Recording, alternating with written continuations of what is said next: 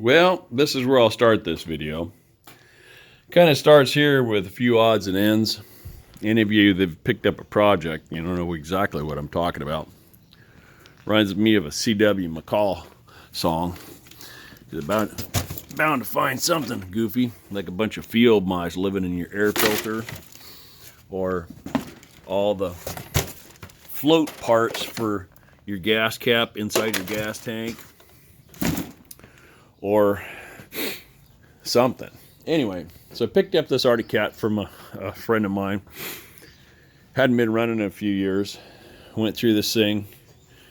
Decided, well, there's only one real way to find out what's going on with it, and that's put a new battery in there, hook it up, see what happens. It does have a pull start on it, so we can give that a pull if we need to, just to see if it runs or turns over. So after a lot of dinking around, I finally decide, well, let's go ahead and fire it up, see what happens. Well, as soon as I did that, this whole part of the wiring harness right here, I'm not kidding, it was like, I thought I seen some smoke, because it turned over and actually fired a little bit. So I thought, well, I just pressure washed it, so maybe there's some water on the head or something, I don't know. Next thing you know, I see some red and fire and sparks. It's like a cannon fuse burning from one end to the other, all the way from the battery back here on the ground wire, all the way back up to the guts of this thing. And I'm completely, oh, wow. Cut the wiring harness up here at the positive, killed it dead. So then the journey takes me in another direction. This is a 2000 Arctic Cat with 1,800 miles on it, which is a great deal. I mean, it still has the buttons on the tires. Hardly any miles of this thing, which puts it in a great place for a tractor. Another thing is this doesn't have the belt drive like a lot of the newer bikes do. It comes right out of the transfer case, and then there's a front drive line. Anyhow, specs aside, I start looking around, and this is a 3 split year bike. Well, this was made for 1 month. Then there's a middle year that was made for a couple of months. And then there was a late year, which was most of the months. And the wiring harnesses are completely different. Well, I can't find this wiring harness. I went and got a whole Arctic Cat and a bunch of other people, and they said, well, if that was a 2017 motorcycle, you probably wouldn't even find a wiring harness for it right now.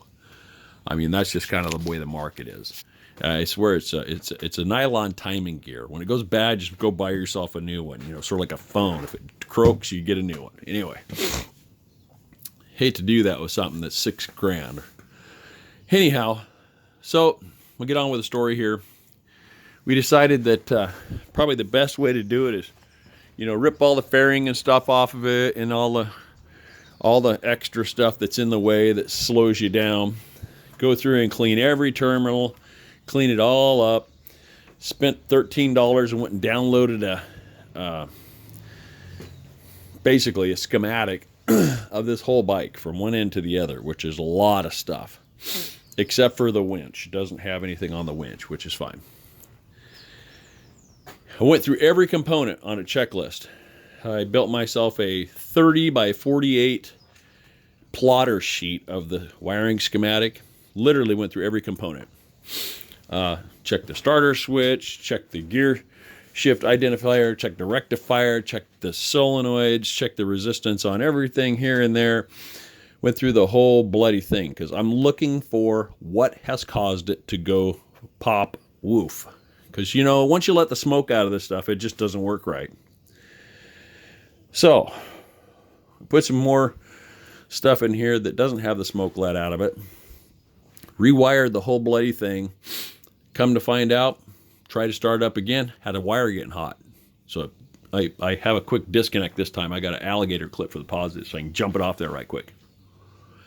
Still can't figure out what's going on. No start, no bueno, no nothing. I don't know what's going on. So I noticed that see this goofy spring right here? I just put that on there. But this is the reverse shifter. If you notice up there, the reverse light has come on right here when I pull this lever back a little bit. Well, without this spring on here, this thing won't stay in forward gear or neutral. So when you put it here, it goes into reverse gear. And the spring being gone, it was in reverse. So if you try to force start it in reverse, when it thinks it's in neutral, there's this little diode right here that it's just a diode. That diode doesn't just go open. It burns up and lets electricity go both ways. Then what happens is up here where your starter button is, that's not just a contact only. There's a contact and a diode in there too to allow electricity to flow one way. So I replaced this and replaced this up here. So here's what we're going to do. We're going to throw the switch on this thing. No gas tank, no nothing. This thing should be real economical. Put this in the run position. Let's see if we can get some fire going. Can turn the switch the right way. It's kind of an alien thing with everything off the fairing. Yeah. There you go. I don't see any fire. Runs pretty good without gas. Anyhow, there's that. And just kind of follow along here. I wanted to make this video kind of as a documentary to what's going on in my world here. It's kind of crazy. But, you know, honestly, this is the most impressive bike I've worked on in a long time. It's 280 inches. It actually has a decompression valve on the head for decompressing. I've seen that on big bikes like 5 and 600s and stuff like that, but not on a 280cc engine. That's awesome. A couple other things that kind of, like I said earlier, the CV joints go right into the rear differential right here. It's part of the main chassis, so there's no chain or belt drive. And then the four-wheel drive is just like coming off a PTO from the front of the gearbox all the way up to the front, just like a regular four-wheel drive. I mean, it's a lot like a lot of the new side-by-side razors and stuff like that. You got an air cooler here, and you got this huge space. I mean, this is a huge space right here. There's just nothing there. That's where the motor, you would think the motor would be there. So you can put a whole bunch of stuff in here. I could put extra batteries in there, or fishing tackle box, or, you know, stuff like that. Bangalore torpedoes or whatever, you know. And this thing hardly has any wear at all, but there is some issues with, you know, there's stuff like this that's breaking up just from age. I mean, this is a 22-year-old bike. It was made in 99, even though it's a 2000. So some little things like that, some surface rust. We'll spray some converter on it and kill that and get it all prettied up once we get this nightmare wrapped up. So anyway, there it is. A few people have been asking questions about it, so I thought I'd make a quick little video here just to kind of cover that. Still need to do the oil filter and change the case oil. I got the fuel tank all cleaned out. I found just in case you not want to know, Dan, where your 7/16 3/8 socket is. I have it. It was in your gas tank, or maybe it was the previous owner's. Just thought I'd let you know that. And a few other things. Not sure what was in there. But no mice, just the nest. Kind of crazy. This is an interesting thing here too, is the gear shift is a lot like on a big old Harley. You know, you got down and up instead of a, you know, I don't understand that yet, but I suppose it has to do with that rack being there instead of just a foot peg. And we'll get the winch wired up on it. And we'll get some, I got one little skid plate underneath there I need to rebuild. And that's nothing that a cutting board from Walmart won't fix for like 10 bucks. And we'll get it on the road.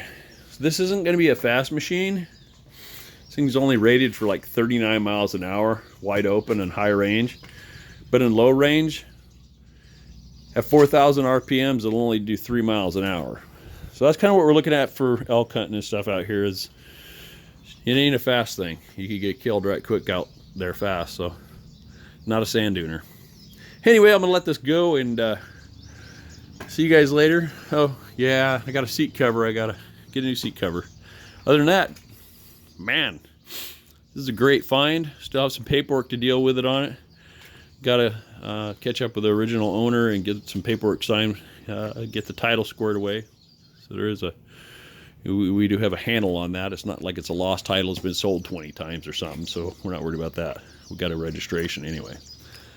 But there you go. We'll just keep following along here. That's 10 minutes in, so all right, you guys have a super day and keep following along with us here. We'll just